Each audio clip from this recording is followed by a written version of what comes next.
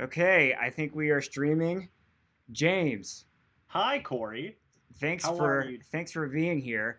Oh, I of do not have course. as fancy of a setup as you have. That's all Um, right.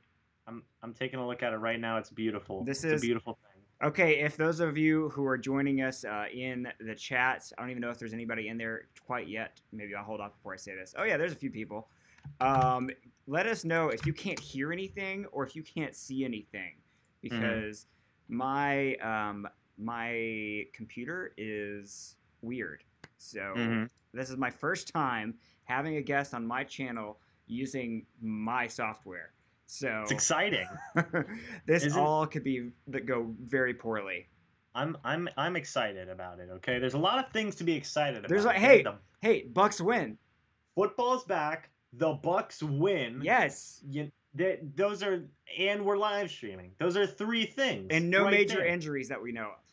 Exactly, Knock on exactly. wood. Everybody looked fine. Nobody got hurt too bad. Yeah. We're good. This is great. This is a wonderful day. Yep. So, James, I actually it's been a while since I've talked with you. I know you have been to some training camps, and I Right? know that you have seen a lot of these players, scouted a lot of these players. Right? This is Right? my first time seeing a lot of them, and we'll get down to who impressed and who disappointed and all that stuff. But Hmm. something that I noticed first off, I'll just give off a off the cuff observation, and it's that everything I've been reading I saw in this game. So it's like the guys who did really well are the guys I've read have been doing well in training camp, and the guys who did poorly are the guys I've heard have been doing poorly in training camp. Did you have that observation? Right. Much like I don't know if you saw the official, unofficial depth chart came out. It was what we expected, right? All the lineups looked like exactly what we thought they would look like, and Right. much like that we saw in this game. The defensive line kind of looked like exactly how it was built for the most part. The pass rush was better, I guess I should say. Um, everybody who everybody who's been said to be having a good camp up to this point so far. They had some good plays in this game. Obviously, it's hard because they didn't weren't able to play a whole game. But the people who, these young players who were said to be having good camps, they came in and they had a lot of very nice things going for them. I Mm-hmm. mean, not everybody had a nice game, but hey, there was a lot of good for this. A lot of good things. There was a lot more good than bad. I will say that. I will Yeah, definitely say that. I It's agree. I came off of this game very optimistic. I mean, and that wasn't just because the Bucks ended up winning, and it actually kind of was an exciting game there at the end. Yeah, But yeah. I was very optimistic after that first half. Joined in on your live stream for halftime. A lot of Hmm. people were in there excited for what we saw so far. Now, preseason game one, you don't want to overreact, right? No, Um, no. but we must remember that last year in the preseason, our pass rush was terrible, Hmm. and our well, actually, overall defense was pretty poor, and It the was, offense it couldn't was, score in the red zone, and that happened later in the season. So yeah. Our pass rush last was obviously really bad, and our defense, it picked up later on towards the end, like what you were saying in terms of like the passing coverage and whatnot. And our run defense was always pretty okay, middle of the pack, but pass rush was not very good. And at points last year, our secondary was really rough. And in this game, I think we, for the most part, improved or we showed improvements and basically a lot of the things that we were bad at last year in terms of the defensive side of the ball, yeah, which I think is very important because you want to come out and you want to show the fans, and yourselves like, okay, yeah, we're improving. That's really good, yeah. you know. Um, Well, we can jump into this any way you want. I know you took some notes. I'm more of an off oh the yeah. cuff kind of person, and I think let's start with the bad. I kind of like ending on a good note. Let's start with the things that worry us. Okay. And by the way, James, if you can keep an eye on the chat, I don't know if you have that open yet, but Yeah, I have I so have the many chat open. windows that I'm not even sure I can keep an eye on it. But Right. I noticed some of you guys in the chat. And by the way, let me just give some shout outs. Andrew, Buccaneers Super Bowl 37 champs, like that name. Amazement, Paul There you Vogel, go. Antonio Santiago, this dinosaur cuz. You guys are awesome. Thanks for jumping in on the chat. If we don't get to what you guys are asking, just type it again and we'll try to get to it. But we'll keep an eye on everything, and hopefully we'll touch on what you guys are asking so far. I saw somebody brought up the kicker situation, which unfortunately is something we have to talk about tonight. We'll talk about that. So where do you want to start? Let's go ahead and start with the kicker. Okay, Chandler Catanzaro, are you concerned that he missed an extra point and a field goal? So, for Catanzaro, right, the score, it could have been what? Could have been 30-24, right? Yeah. He left 4 points on the board, which hey, we've had a lot worse. We have had a lot worse, okay? Well, yeah. I feel unfortunately. What's so disheartening about, like, I don't think it's bad, because he missed a really long 53-yarder, and that's hard for pretty much most kickers in this league to hit. And he missed. I looked. He missed it by about this much, right? It had the distance, but just barely. If it just would have clipped over a little bit more to the left, it probably wouldn't have went in. The really bad part was that missed extra point, right? Because it's every year. It's every year now, man. Yeah. Where we sit there and we think like, all right, new kicker. Don't have to worry about anything. Yeah. And then, like, the first thing they do is just miss a kick.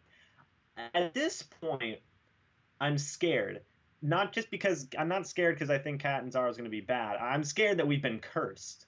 Like, very, very badly cursed. It's funny you say that. My wife, when watching this game with me, she's a Falcons fan, so of course she enjoys it. But she, when she was watching this game with me, she goes, "Is it just that the Bucs kicker situation is like the Defense Against the Dark Arts teacher in Harry Potter?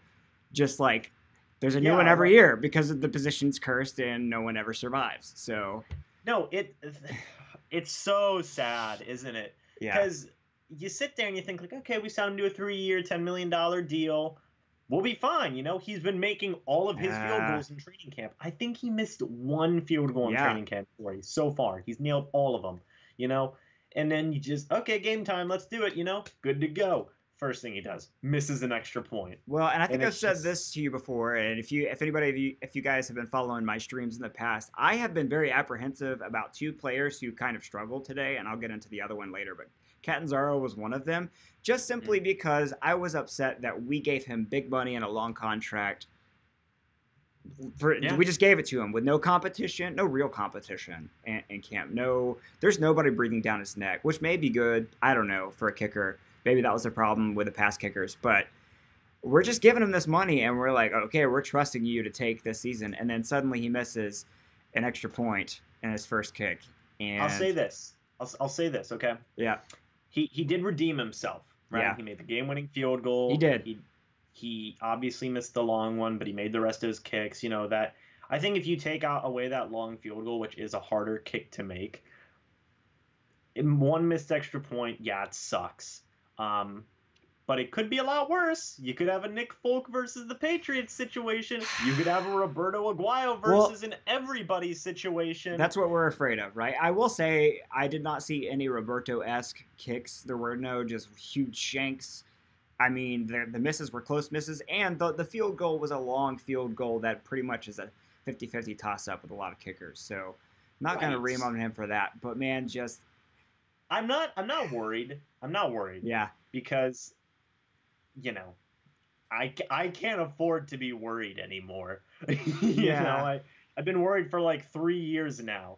For good reason. I will say, moving forward, I hope he makes all of his kicks. Don't we all? At least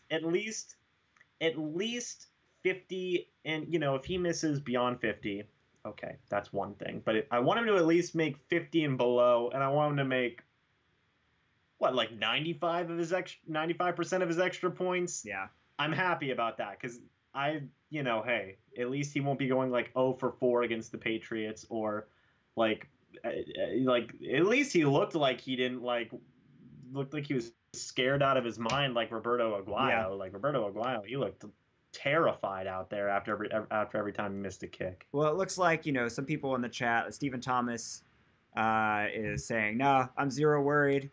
Rocco's saying we got a kicking problem, folks. So I feel like it's kind of split. Andrew says I feel like we need to give him a chance.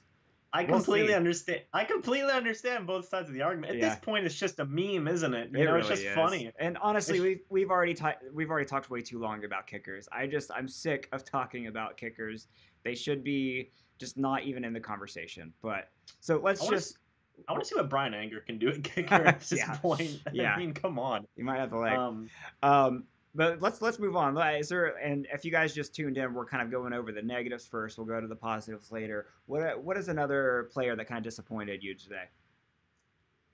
is it too obvious to say Ryan Smith? I mean, no, it's not. I think we all saw that. Everybody was hating on Ryan Smith on Twitter, on YouTube.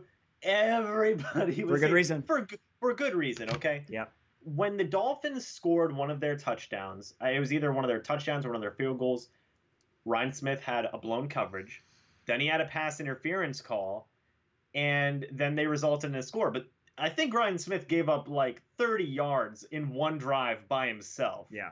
That was terrible. Yeah. And then he got beat again later on in the game when the wide receiver was running across the field. Ryan Smith was in man coverage, something he's supposed to be pretty good at. You know, he's a man. I think he's a press kind of manish type cornerback, right? Yeah. He's supposed to be good at man-to-man. He gets beat at man-to-man. And I get it. Maybe the wide receiver's faster than him.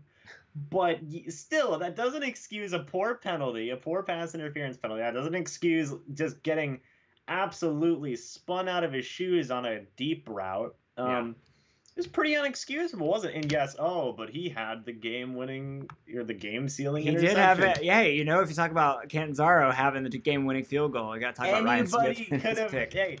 Anybody could have had that game-ending interception. Not everybody could have had that game-winning field goal. Yeah, that's true. That's a good point. You know, Ryan Smith, the thing that's troublesome for him is that this isn't his first year, and this isn't the first time we've seen him struggle like this. I mean, I'm having flashbacks to that Vikings game last year where he was pretty much single-handedly, well, not single-handedly, he had some help from Vernon Hargraves in making Case Keenum look like a Hall of Fame quarterback. So people picked on Ryan Smith whenever he was on the field last year, and it seems to have not really changed. And this is just preseason, so I don't think he's gonna make it unless he's apparently pretty good on special teams, so maybe that'll help him hold on to a roster spot. But he's gonna get buried below MJ, below Carlton. He's a beast of a gunner. But that seems like all he has going for him right now. With how good certain players played in this game, and we'll talk more about that later. Yeah, it's not completely out of the realm of possibility to say Ryan Smith might not make this team anymore because he was just getting beat bad. I don't think he's looked too bad in training camp either. That's the weird thing. He hasn't looked bad. He hasn't looked this bad. Yeah. You know, but moving forward, he has to do better. You know, this is your first game. You need to go out there and prove that, like, hey, yeah, I'm good. I can be that second cornerback whenever Hargraves goes into the nickel, if that's still how you want to do things. You know, if you want to keep Hargraves' versatility, you expected Ryan Smith to be that guy who can go be that big second cornerback in the nickel package. Yeah. And now it's like, well, that might be out the window. Yeah, and you don't want to just judge someone based off of one preseason game. But like I said before, this has been a trend for Ryan Smith, so he needs to clean up his act and look a lot better in the next couple of games, or else I think he's gonna get buried. The big thing for me is that, like, you know, it's not just that it's like, oh well, it's just one preseason game, don't overreact to that. You know, like you said, he's been having problems like this since he came into the league. Yeah. You know, so the problem is that if one corner gets injured, we need him. You know, and Brent Grimes apparently has been. I don't know where he's been. He's been AWOL. I don't know. I don't know if it's just because he's old or if he does have a legitimate injury that they're just taking precautions with. I'm hearing that he's just fine, but Brent is old, and you know. He might get hurt, and Vern might get hurt, and then suddenly you have MJ Stewart, Carlton Davis, and then Ryan Smith and Javian Elliott. So, and I want to give a little bit of an update to injuries later on in this live stream if we can. Yeah. But yeah, Ryan Smith was bad. Yeah. So okay, moving on from Ryan Smith, is there anybody else that jumped out to you poorly? In terms of individual players, not as much. Like there was some meh stuff that I saw. You know, with guys which I'll talk about the meh stuff later, but I'll say this: if I had to pick some individual groups, like groups of players who didn't do very good, the backup offensive line, it looked good later for Ryan Griffin, but at the start, it just did not look good. Yeah, it was the pretty pass bad. coverage was really poor. The run coverage was even worse. And I know only 1 sack was allowed, but that's honestly that to me was just because the quarterbacks did a great job of getting the ball out of their hands. Yep.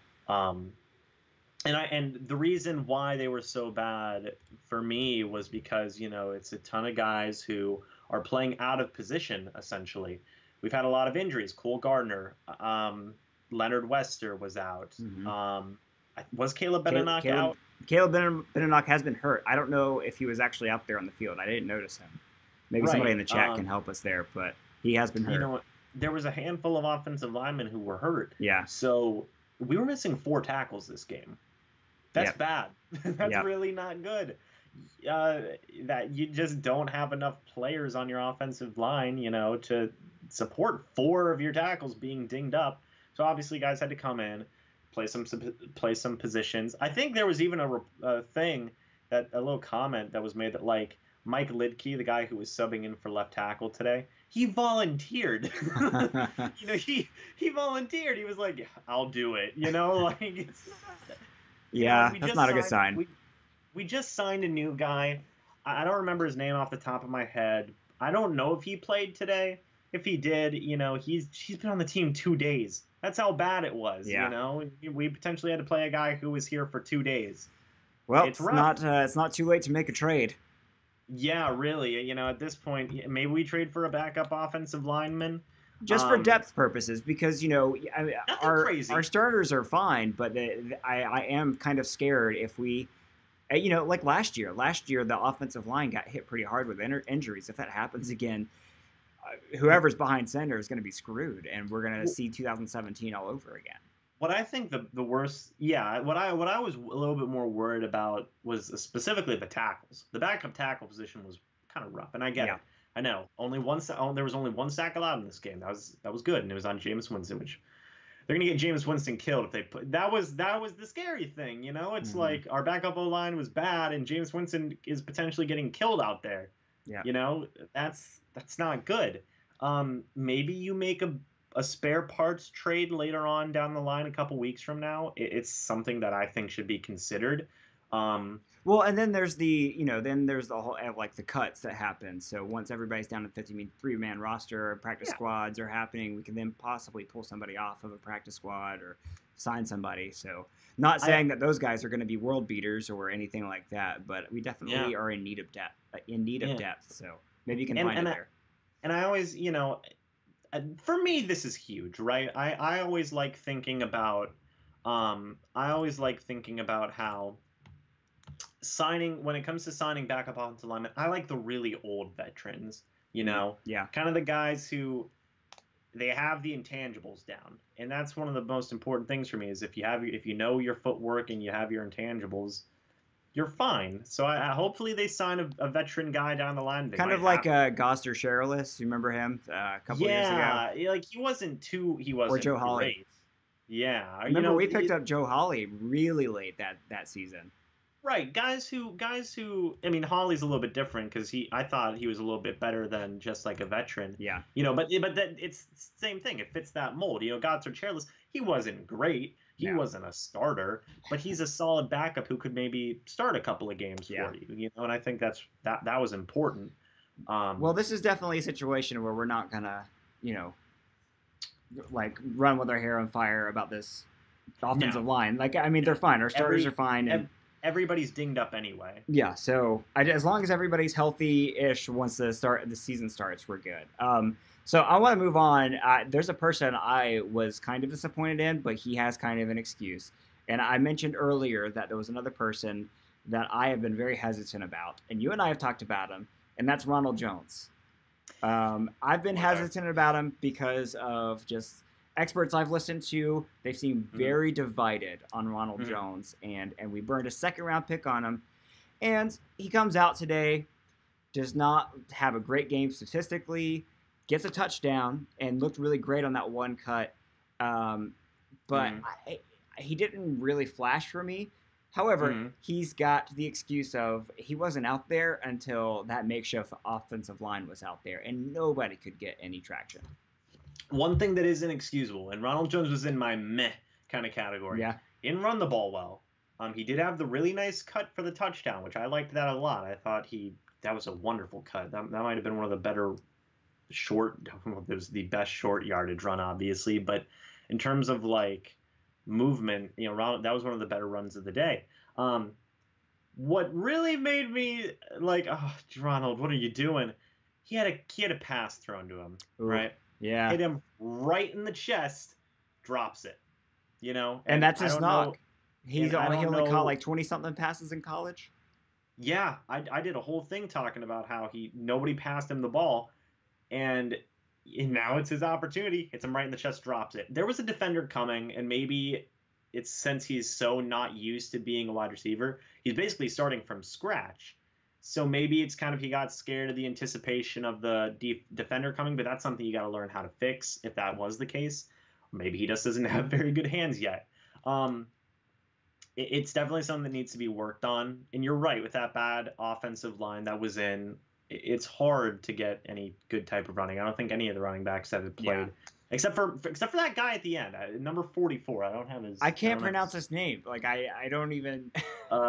Number call him number 44. If somebody wants to spell it phonetically in the chat room, that'd be helpful. Yeah, Owale, I think was his name or something.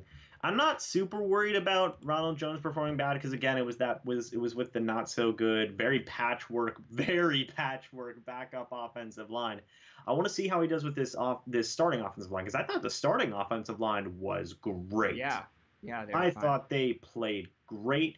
Peyton Barber looked amazing. He had a lot of nice runs, very tough running. If he can go, if Ronald Jones can go and have that type of production with that starting offensive line as Peyton Barber had, even potentially better, he'll be fine.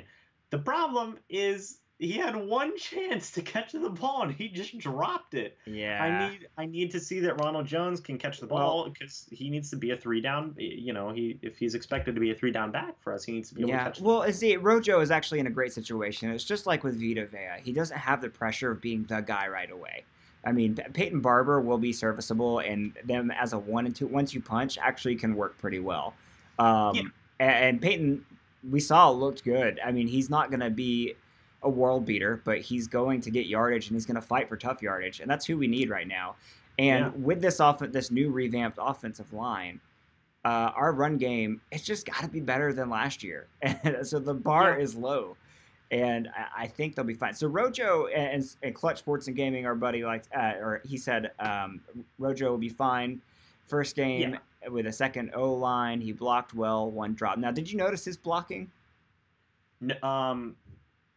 Somewhat. I know he did pick up a couple of players here and there.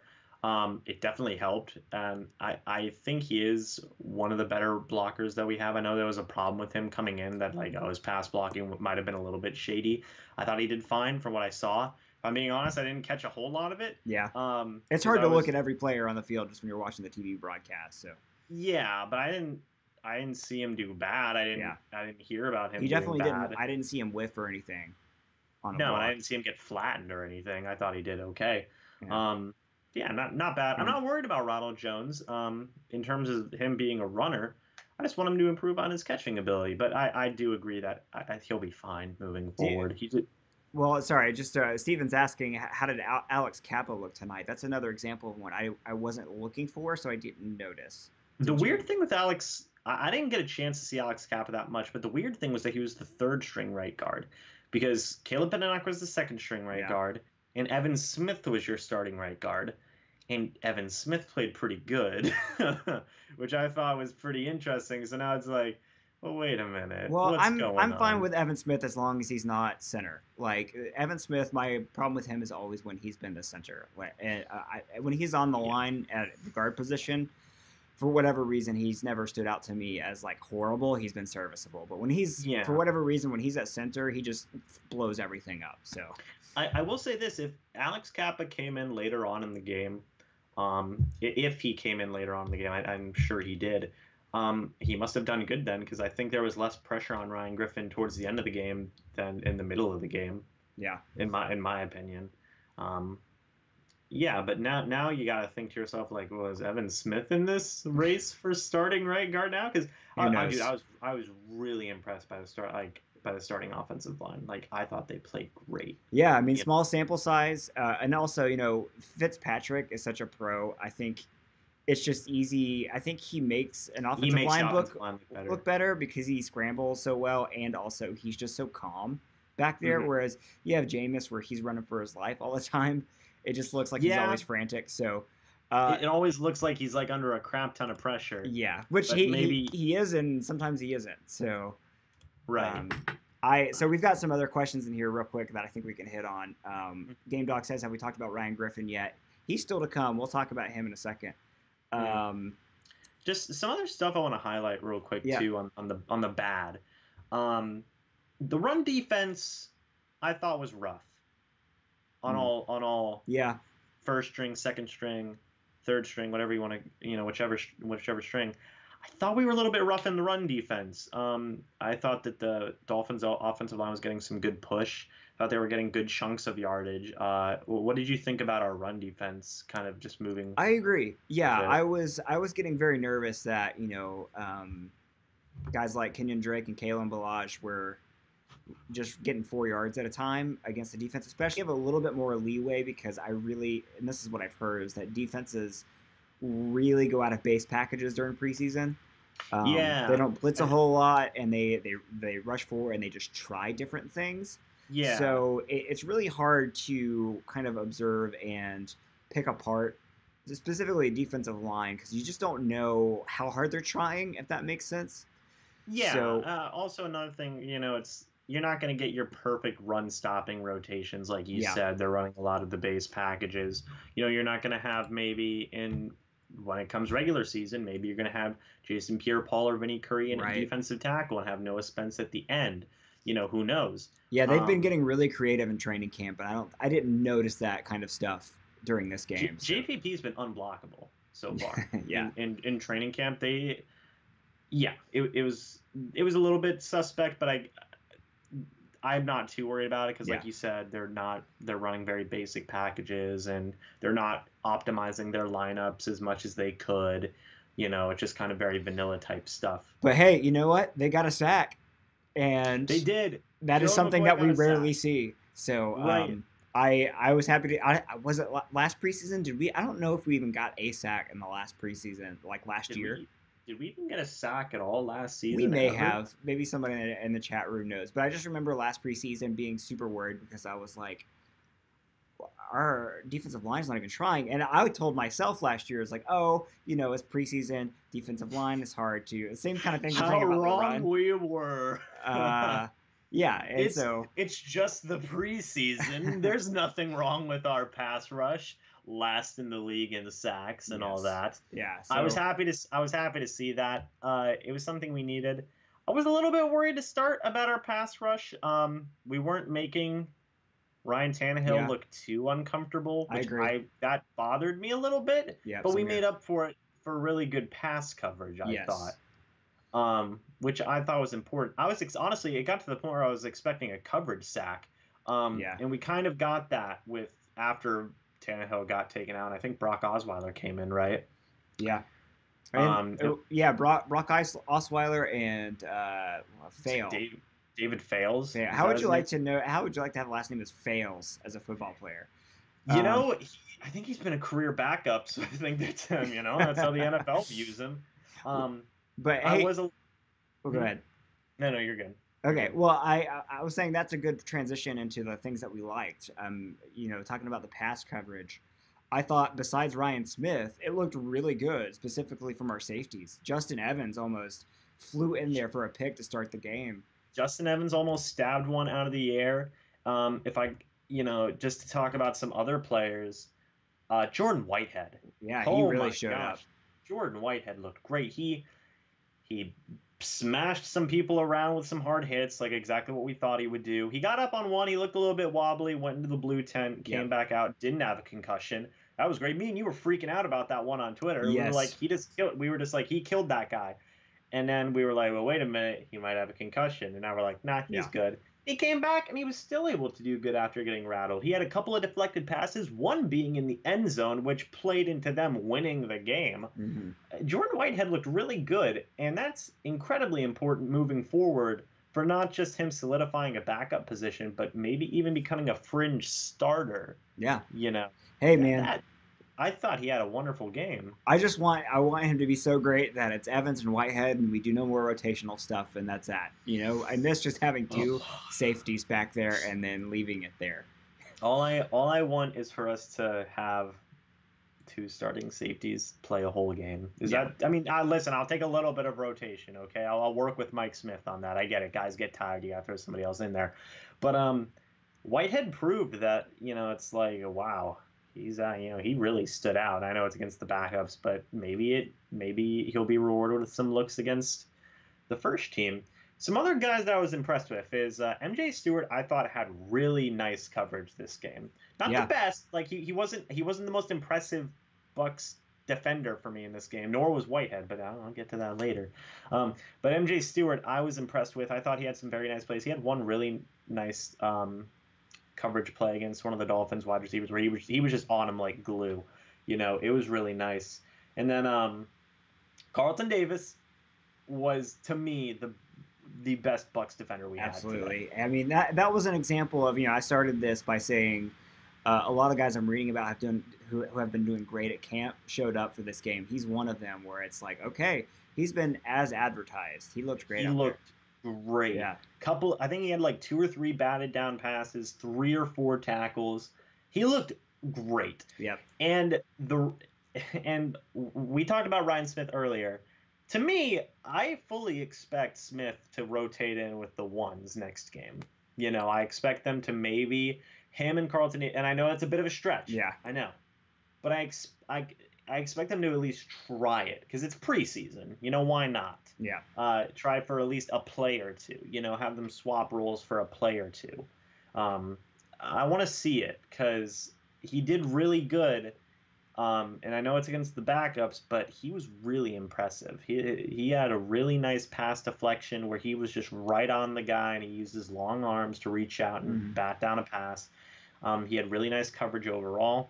All 3 of those rookies for our secondary impressed me today. You know, there was a lot. I was seeing it on Twitter. I actually even saw it in our chat a little bit. There's still that whole, like, you know, bashing Mike Smith for playing the corners off. Right. And I just want to say real quick that that may be another example of it in preseason, them not being as aggressive as they would be in a normal game. But even all of that aside, they were playing off and they were still batting balls down. I mean, they were bend not break for this game. I mean, they clamped down as soon as the Dolphins even got close, which was great. Absolutely. You know, like looking at some of these guys, you know, MJ Stewart, Carlton Davis, Jordan Whitehead, the entire Bucs red zone defense, I thought was phenomenal. Yeah. I thought their red zone defense was some of the best red zone defense I've seen the Bucs play since last year. You know, somebody just said that in the chat, Buccaneers Super Bowl 37 champs. I thought our red zone defense was pretty good other than that one drive near the end of the game. I completely agree. The red zone defense was great, and the red zone offense was really good.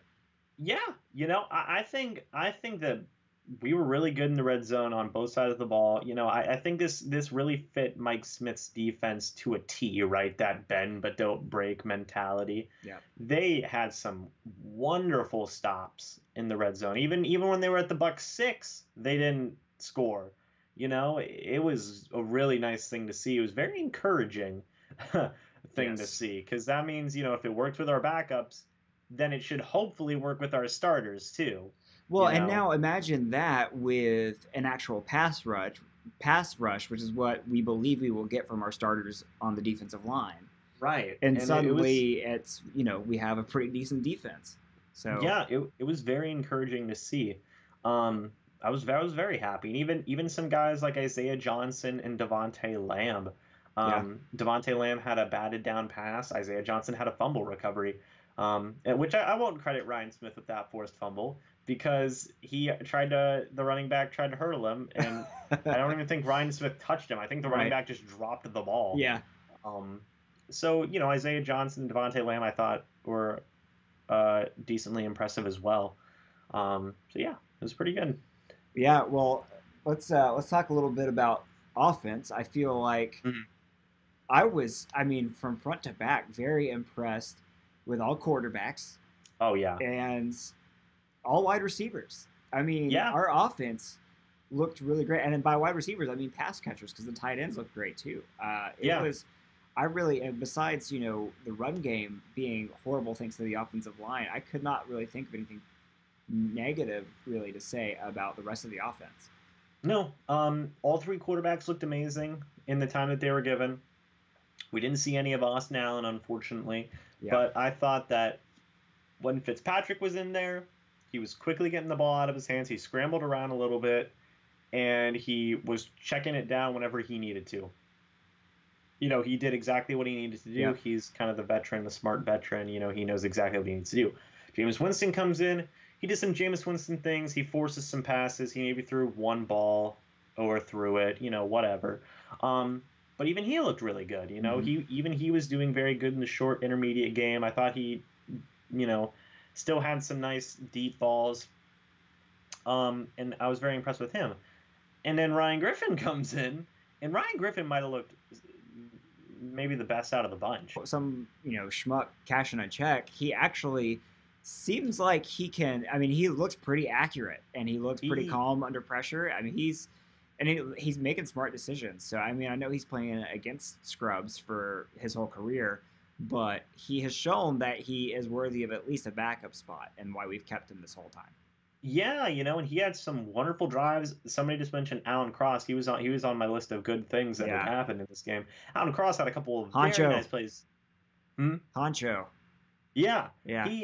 He was great. He had a really nice leap, high ball touchdown. Griffin put it in the air where only probably Alan Cross could get it. Yeah. That was a great pass. That was a great pass and a great catch. Yeah. It's just crazy, and Griffin showing us why a lot of people thought that he was going to beat out Fitzpatrick last year. Yep. For the backup job. I mean, obviously now it's not going to really be the case, but if he keeps this up, I expect Griffin to make the team again. Well, he's going to have to. I mean, it's with Jameis out, we have to have Griffin at least for those first 3 games. I just feel bad for Austin Allen. Yeah, because he was the only one who didn't play. Yeah, he's the new Cepho Lufau. He's just can't body. Yeah. And I was even impressed with Sergio Bailey. I thought had a couple of nice plays as well. There was a couple of plays. Justin Watson had a fumble. And Jake Lampman dropped a wide open pass. But Justin Watson looked great.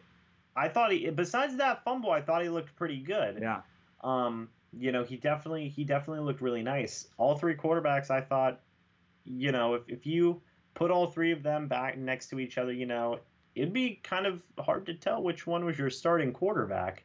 If you didn't know anything about the Buccaneers, you didn't know anything. You just looked at all 3 of them. You'd be like, I don't know which one's the starting quarterback. Well, and again, it's preseason, and it's hard to say, like Ryan Griffith. This is how backup quarterbacks become like the new celebrities in their towns when the starters start struggling. Because it's against the third stringers, it's against the second stringers. It's tough to call, but I will say I was very impressed. I was impressed too, and honestly, even though it's preseason, I know you have seen backup quarterbacks in past years during preseason where it's just like, oh yeah, he's awful. Why is he on our roster? Where it's they're like, just I didn't missing get any throws. Of that. They're just they're holding on to the ball for too long. It happened with Cepho last year. Yeah, for sure. A little bit. We were just like, give me a break. But all 3 of these guys looked like viable options. Yeah. At quarterback, and they all definitely looked like they could, they all looked like they belonged on this team for sure. Yeah, Austin Egan said, I missed the game, but from what I heard, Carlton Davis was locked down. Yeah, we talked about that earlier. Also, Sergio Bailey lit it up. Yeah, we mentioned him too. Yeah, Carlton Davis. Austin, thanks for joining us. Carlton Davis was definitely one of our highlights of the game. He was everything as advertised, as I mentioned earlier. Game Dog says it was easily the most poetic preseason game. I want to know what you mean by that, Game Dog. I could see kind of what you're saying. It was a pretty Buccaneers preseason game, like missed field goals, last second. Missed field goals. Pretty good defense. pretty decent offense. Mm-hmm. It was good. It was good. I liked it. One thing I thought was interesting, Corey, is our offense was really good. Dirk Cutter wasn't calling the plays this game. It was Todd Monken who was Mm-hmm. calling the plays in the booth.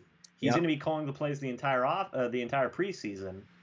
That was interesting to me because I thought we looked really nice We under did. some Todd Monken play calling. Is that a sign of things to come later down in the season? Probably not. But hey, whatever. It's still encouraging. Well, and they came out and said, before all this too, that Monken was going to help the game script, so at least opening drives and the first 20 plays of a game. And you'll notice we had a pretty darn good opening drive this game. And oh yeah, we looked great in our opening drive. So even if they do just stick to that, I'm still optimistic that hey, and I'm actually not even a Cutter basher. I definitely have my problems with his play calling, but I think it's a little overblown how quote unquote bad he's been at play calling. But I know a lot of people bash the whole, he run pass. All right, punt. That's Dirk Cutter. That's kind of the big knock on his play calling. Well, and the problem with Cutter is his stubbornness. I think he's been stubborn and a little bit arrogant with his play calling. And the reason he did run pass is because that's his philosophy, and he did not adjust when he realized that Doug Martin wasn't going anywhere. He kept shoving the run down everyone's throats in spite of having a poor running back. So, and his unwillingness to kind of adapt and change, that's the problems I have with him, not necessarily his specific play calling. But I don't know, maybe I'm splitting hairs. Well, a lot of people have had that complaint before, specifically him and Mike Smith, where they say, like, they don't adjust. Yeah. They don't adjust to stuff in the game. It was a big problem last season. Everybody was really dogging them on it, saying they don't adjust. Neither one of them do. It's what are you talking about? We threw 14 different coverages on Julio Jones. That doesn't work. It's something that Todd Monken definitely looked impressive. I was happy with pretty much our entire offensive game today. I mean, I tweeted this out. We are deep. Everybody knows we're deep at wide receiver. We're deep at tight end, which I just thought of another receiver we should call out, by the way. And we're deep at quarterback. And those are three really awesome positions to be deep at. So I'm very excited about what I saw today. And who I referred to earlier was Bobo Wilson. Showed up and had a nice game. He's another example of a person I've been hearing about in training camp, how he's looked, and he showed up and showed me like why people are talking about him. I think he's gonna unfortunately cut out Freddie Martino, who we all love. I liked how they used him too with these they used him on an end around, which I thought was pretty creative, and they used him on some screen. They used him on some like short, maybe I don't remember if they used him on a screen or whatnot.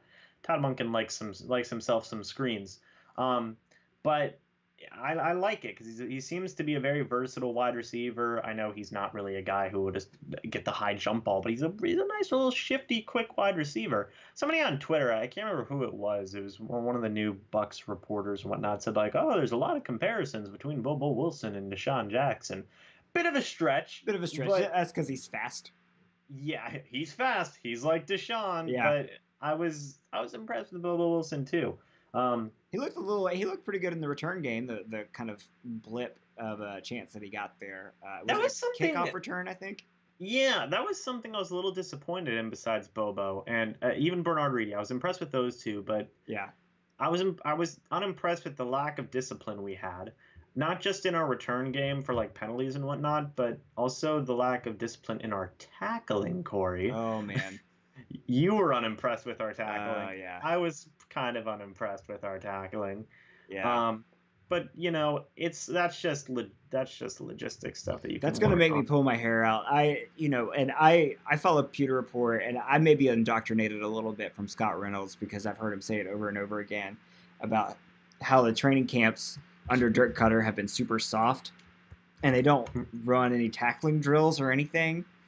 Right. And I've seen last season and this season our tackling be very suspect. And obviously this is just one game, but I'm terrified we're going to come out there and just running backs are going to cut us up because we keep missing tackles. I think that was a big reason our run stopping was not really working this game, is because we missed a lot of tackles. Yeah. Yeah, I know. It it's scary. It's just like the kicking thing. It's something that scares me. But I think it's just like some logistic stuff. It's mental stuff moving forward, Yeah. and hopefully they can fix it. I think they will. Um, but yeah, all in all, there wasn't a whole lot of bad. We certainly just talked about a whole heck of a lot of good. Yeah. All in Anybody all, it was else, or who are we missing? Is there anybody else we're? I'm trying to think. Offensive line looked good. Defensive line looked good. Quarterbacks, Whitehead, our young secondary just flat out looked good. I Yeah. didn't see a lot of Tandy or Conti. Yeah. I didn't see a whole lot of them. Maybe you could throw JV and Elliott in there. I mean, he was around the ball a lot. I don't think he did bad. I know he had the opportunity to get a couple of picks. There was either he was just a little bit too far away, or maybe his hands just weren't up at the right time. JV and Elliott, he's kind of another guy who's working towards that fifth wide receiver spot as well, and I know they like him. Mm-hmm. So maybe that's something to consider moving forward. Who knows? Yeah. Clutch Sports and Gaming says Jack Sichi looked pretty good too, which I that's another person I didn't look out for, so I didn't notice. Yeah, But, Riley Bullough looked pretty decent too. Sure. Yeah. Riley Bullough had a really nice pass play, or a pass breakup, or whatever you want to call it. Yeah, I think we covered all the good. That's right, Game Dog. As a whole, the rookies were pretty great. Very happy with our rookie class and how they I really wish we could have seen Vita Vea. Yeah. I really wish we could have seen Vita Vea. That would have been nice. So, real quick, do you have an injury update or anything like that? Have you been looking that up? This isn't from me. This is from Twitter. Yeah. But from what I was you don't have your sources on texting you on the phone, your Bucs sources? Yeah. No. I wish. Jordan Whitehead, obviously, we saw him playing comeback. He's not concussed or anything, unless our concussion protocol sucks, which I hope it doesn't. And then Hargraves, he had that groin injury that took him out for the game. But he didn't look like he was in pain. He didn't go into the locker room or anything. It was just going off what I saw on TV. Yeah. I think it was just a precautionary thing. I don't expect Hargraves to be out at under any amount of time. I hope not. Groin and hamstring are the two that kind of make me nervous, just because those are the lingering types of injuries. I don't expect him. There's a training camp coming up. It's not tomorrow. I think it's the 11th, Saturday. I don't expect him to be active in that training camp. I'll say that. Yeah. But after that, he might be okay. Yeah, that's just the groin injuries, like you just said. It's like, okay, we should probably take our time with this. Yeah. Take it easy. The problem is that Vernon needs to prove himself out there. Like, he needs to. I mean, Carlton Davis obviously showing out. So, like, especially with both of them, Davis and Stewart performing so well. It's like, Hargraves, come on, you got to get out there. And it's like, dude, my groin, it hurts. Well, and as a Florida grad, I'm rooting for Vern to get in there and make some noise. And obviously, as a Bucs fan, I want him to do well. But I feel bad for him if he's hurt and he can't play throughout the preseason anymore, because he's hampered by this injury. That would really suck for him. So hopefully he'll be better. Hopefully he can come back and do well. I think he'll be fine. Yeah. Real quick, going back to the chat, Danny D says Ryan Smith. We talked about Ryan Smith earlier, Danny. I think he is everyone's. Well, I was gonna say GOAT, but that meaning has changed these days. He's everybody's whipping boy for this game. Ryan Smith did not look good. Ooh, yeah, people are going to be talking about Ryan Smith for a good long time. Buccaneers Super Bowl 30, hashtag Super Bowl 37 champ, says Justin Watson had some really good catches. So, yeah, it's again, Justin Watson, both corners, MJ Stewart, Carlton Davis, looked great. Brian Anger. Somebody said we forgot about Brian Anger. Kickers have lives, Brian Anger. He's a punter. Punters are people, too. He was in midseason form. He looked great. If we want to talk about our kickers, we can talk for hours about our kickers. But, for punting the ball. Amazement says, how many wide receivers do we keep? So, just going down the list, it's Mike Evans, it's Deshaun Jackson, it's Chris Godwin, it's probably Adam Humphries, definitely. Yeah. Then you have Bobo. I think Bobo's for sure. And then maybe Justin Watson. I don't see the reason. I think Watson's a lock. I think our wide receiver core is basically locked at this point, because Bobo's shown enough to maybe make that fifth wide receiver spot, and I don't expect them to cut a fifth round guy. They've done it before, though, with Kenny Bell. They cut Kenny Bell. which I wasn't expecting. But I think the difference between Kenny Bell and Justin Watson here is that Justin Watson's more valuable than just a return guy like Kenny Bell was.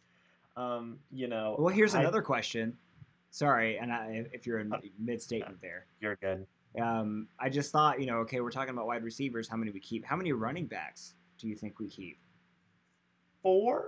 I want to say 4, and I know they might keep 3, because the big thing for me is you have Peyton Barber, you have Ronald Jones. There's your 2.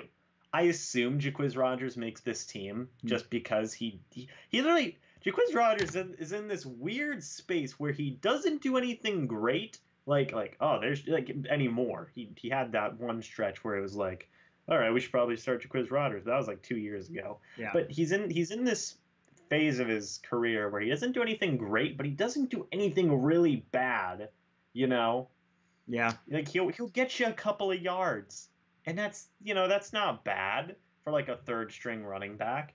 Charles Sims, I don't know. We signed him right before the draft, and at this point, it looks like we might not have many receiver options at the running back position. I don't know. Honestly, Peyton Barber, they sent Peyton Barber out wide for one play, which blew my mind. Well, it seems like Jaquiz Rodgers and Charles Sims are fighting for the same spot. Now, I know that Rodgers isn't a stereotypical or prototypical receiving back like Sims is, but it will be interesting to see what they do there, because Peyton's a lock, and then Rojo's a lock, and then it's like you have maybe Quiz and Sims, but you also have Sean Wilson, who I thought we would see today. He was hurt. Yeah, he was a little hurt? bit dinged up. Okay. Yeah, he was a little bit dinged up. But if Wilson shows up at all, do you think they would go with him over Sims or Rodgers? The worst thing about the Wilson thing is that he needed to play in this game. He needed to, because I'm sure if he did play, he would have gotten a lot of carries. Number 44, I still don't know his name, Agwale or whatever his last name is. Yeah. He looked better. And then there's him. Yeah. Yeah, he looked better than Charles Sims, in my opinion. Yeah. In terms of just being a pure runner. But that's not where Charles Sims' value lies as much. He's more valuable as a pass-catching running back. Well, and that's why I feel like Quiz would take his spot, because if you have a running back that can catch at all, he's going to be more valuable than Charles Sims, because we know Quiz can go between. There's at least, when he's on the field, teams are like, oh, it's possible they might hand him the ball and he might run up the middle. When it's Charles Sims, we're not handing him the ball. We're gonna throw a screen pass. He's gonna pass. Yeah, it's gonna be a pass. So I just feel like it's. I think if they do carry 4 running backs, I don't think Charles Sims makes this roster. And by the way, Clutch Sports said Kenny Bell was on our team for 2 seasons before they cut him. Good point. I completely forgot about that. Yeah, he was on IR his entire first season. Yeah, so I just completely forgot about that. So if they carry 4 running back, which I think is entirely possible, just to have the options, they might not. I mean, I don't know if they carry Charles Sims. I think for sure you consider Jaquiz Rodgers, and then for sure Ronald Jones and Peyton Barber. But those last 2 running back spots, maybe they give us a surprise and get rid of Charles Sims and Jaquiz Rodgers, and they decide to keep Sean Wilson and Agwale, number 44. Because one of the things I noticed in this game was until number 44 came in, we're missing a little bit of power after Peyton Barber. Yeah. You know what I mean? We're missing a second running back who shows that they have a lot of power. We have some shifty guys. We have Charles Sims. We have Ronald Jones, and even Jaquiz Rodgers is a little bit shifty, but I don't think we have a really solid, big, bulky. He can go and get you that 1 yard that you need on 3rd and 1. I think we're missing that, and that kind of makes number 44. That makes number 44 valuable, I think, a little bit. So maybe Sean Wilson can fill in that role as well, but I want to see a running back that can do that too. Maybe that's the guy that they'll keep as their 4th running back besides Charles Sims, because then you'll have 2 power backs and your 4th string running back and Peyton Barber, and then you'll have 2 of your shiftier, kind of balancy type running backs, and hopefully Ronald Jones and, Jaquiz Rodgers. You know what I mean? Mm-hmm. Yeah, so let's just go back, let's just say F it all and re-sign Jeremy McNichols and just cut the rest of them. How about that? I'm okay with that, because it looks like he might not make the 49ers roster, so maybe they'll bring him back. Yeah. I don't know. Jason Licht looked really salty in the in the Hard Knocks. I think he was quoted as saying like, "Oh, he's gonna do that to us. F him. I don't care." Yeah. It's like that's hilarious. But I don't think we're ever gonna see Jeremy McNichols back again then, because he looked very upset. Yep. Okay, so let's start wrapping things up here. We're almost at an hour. Are there any kind of final thoughts that you had, or any final observations you haven't gotten to? None that I want to talk about, but I will ask you this question: is if you had to name a player of the game for you personally, and I know that's a tough question. Yeah. Who would you name? Who would you be? Because there's a lot of options. They're really both on the offensive side of the ball, both on the defensive side of the ball, and there's a lot of picks. You could pick a lot of people, and it would make sense. So let's go down the list here. You have Ryan Griffin. You have Carlton Davis. Yeah, I'm seeing a couple of Griffins. Oh yeah, in the chat. There you go. You have Carlton Davis. You had Bobo Wilson. I think is worthy of mentioning at least. Mm-hmm. Catanzaro. Yeah, Jordan definitely Whitehead? not him. Jordan Whitehead's a good pick. Jordan Whitehead's a great option. I think out of those, I'd go with the chat room and say Griffin as well. He's the one, and it's easy to pick the quarterback because he has the ball in his hands on every play. But he's the one that impressed me the most, and he had the most impact on the game as a whole. So, yeah, I would say Griffin's a really, really top pick for me, right? But if I had to pick one, I would probably pick either Jordan Whitehead or Carlton Davis.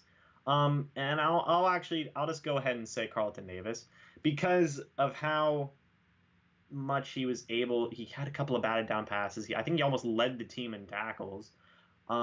He was like glue for his coverage, Yeah. If I had to pick a top three, it'd be Carlton Davis, probably Ryan Griffin, and then Jordan Whitehead, in that order. Yeah. But Carlton Davis, he just looked great. I think Griffin did really good as well. And all three quarterbacks looked good too. So yeah, it was really good. So but for Carlton Davis, I think it was a little bit more important that he did that good. I agree. I mean, you make a great case for him because it is important. It's a very important position that he does well in, and he showed up, and I'm excited. He's got me excited, and he will have more of an impact on the rest of the season than Ryan Griffin will, hopefully. So right. Let's see. Brian Gonzalez says Griffin. Christian Brown says Griffin. Carlton Davis is player of the game for Buccaneers. # Super Bowl 37 champs. Game Dog, Ryan Griffin. Christian Brown said is the one that said Catanzaro. Who's 89? Is that Irvin Phillips? Oh, I don't even know. I think that's Irvin Phillips. Or is Irvin Phillips 86? I don't know. Need to memorize this roster. Hold on, I have the little roster. That's great. I love it. I love that I can look it up. I hope you're right because I'll be very impressed. 89. Let's see. While you're looking that up, Amazement. Irvin Phillips. I was right. Oh, nice. Yes. Amazement says, "What was the play of the game?" Alan Cross touchdown. I agree. That was the first one that came to my mind. I would almost say Gerald McCoy's sack because that's what got me the most excited. I was like, finally. We got one. Chandler Catanzaro making game-winning field goal. And there were some great plays, by the way. Some really good passes by Griffin. Some really great catches by Godwin. By I want to say Justin Watson. Mm-hmm. So yeah, there's some good stuff, but that Alan Cross touchdown was pretty impressive. So great. And I would ask who was least valuable player, but we all know that was Ryan Smith. So it was Ryan Smith. There's no doubt about that. Funny thing, by the way, they this is an outdated list because number 44 on this list is Dalton Crossan. Not anymore. And he's not on the team. Yeah. Unless he just changed the color of his skin. Then that's fine. But yeah, I don't know number 44's full name. Agwale. That's all I remember. Yeah. Brian brought up, that Jameis looks sharp. I don't think we talked really a whole lot about Jameis, but when he wasn't running for his life, he was great. I was very terrified he was going to get hurt because of that offensive line. But even with a makeshift offensive line, he looked really good, really accurate. So when he went down on the sack, I was terrified because it didn't look clean. Yeah, it not. It didn't look like he went down clean. It looked like he went down on his knee, like he got dragged by his knee. Like he went down and landed right on his knees, and I was like, no, don't. I was like, get him out. Get out right now, Jameis. Yeah, you for know? what it's Like, worth, he never takes clean sacks because he's always trying to make a throw. no, he's gonna get himself hurt. Yeah. He sits there and he scrambles around, and he always runs around in circles back there. Yeah. But thankfully, when he's out there after the suspension, hopefully, God willing, the offensive line will be much better than the one we saw tonight where he was. Oh, yeah. If he has the starting offensive line, he'll be fine. Because the starting offensive line was wonderful. Amazement said diving headfirst fits. I mean, that's good. Yeah. I mean, Fitzgerald, I guess we didn't talk enough about the starters. I mean, it is a preseason game, but Fitzgerald. Hardcore Hero, to answer your question, by the way, we did discuss the offensive line's performances. We discussed the starting offensive line and then all the backup defensive line. And we even went a little bit in depth and talked about Alex Kappa and some other players that, and we talked about why the backup offensive lines didn't do good. Yeah, so go back and watch it if you guys want to, catch up. And overall, final kind of thoughts is I am more optimistic coming off this game than I have in a preseason that I remember. Simply because of how bad last year and how disappointing last year was. And we're all searching for that hope. And I think we got a little glimmer of hope for this preseason game because everybody looked solid that we thought would. So yeah, moving forward, just a consistency. Yeah, that's key. And a little bit of improvement on Chandler Catanzaro's case. I don't really care. Ryan Smith, whatever. Yeah. He's Ryan Smith. I don't know if they're saving it. I don't know if there's even saving Ryan Smith at this point. But Catanzaro, I do want to see him at least connect on his extra points. Yes. And hopefully and his field goals. We need to start going for 2 more. And for Ronald Jones, I kind of want to see him run with the first offense a little bit just to see what he can do with that better offensive line. And I just want to see our backup offensive line get healthy. Maybe we even sign a backup offensive tackle at some point. Who knows? But there was a lot to be positive about. We won. Yes. That's the best part. We won. Yeah. Even if there was some bad, if you wanted, even if some people may nitpick and say, well, Catanzaro wasn't good, or, our backup O-line looked really bad, we can nitpick all day. At the end of the day, we won. We did. That's the best part. And we looked pretty good doing it. Yeah. Which was great. So let's enjoy it, guys. Let's enjoy the victory and bring it into the next preseason game. And hopefully we come off that one just as optimistic. Yeah, here's hoping we can be some preseason champs and go undefeated, Let's eat some W's. Exactly. Yeah. Jameis puts it best. Man, there's so much more we could talk about, but I'll cut it off here. Thanks for joining us, guys. I'll try to do another one for the next preseason game. My schedule is always up and down, so just follow me on Twitter at theplayreaction to know when my next live stream is. Also, I've been updating my banner at the top of my channel. So if you're ever in doubt, you'll know when the next live stream is based on the banner on my channel. And if it hasn't been updated, I haven't decided yet. So I will try to keep you guys updated. Guys, go follow Mr. Bucs Nation, Mr. James over here. He's a good dude. He's got an awesome channel. He pumps out content like nobody's business. And I'm always super impressed by the stuff that he's able to put out there. And he's got some great training camp videos, too. If you guys haven't checked that out, definitely check that out. He's got some footage from training camp and some great analysis. So, and you can follow him. Is it at Mr. Bucs? What is your Twitter handle officially? Oh, I'll put it. It's at Money James Hill. Okay, Money James Hill. That's right. You can follow him and his in the chat right here. His Twitter handle's coming up. Thanks for joining, James, and I look forward to chatting with you more this season. We definitely got to talk more about this stuff. And also one more thing, I haven't done an in-studio video in a while. The reason is because I have not been able to get down to the studio. It is an hour and a half away from where I live. I have bought a green screen. I'm trying to do things homemade, so we'll see how that goes. There you go. Hopefully an official in-studio video is coming soon. I'm hoping to do a season preview video, so be on the lookout for that. And I guess until then, we will see you guys later. Go Bucs. Go Bucs. Exciting time.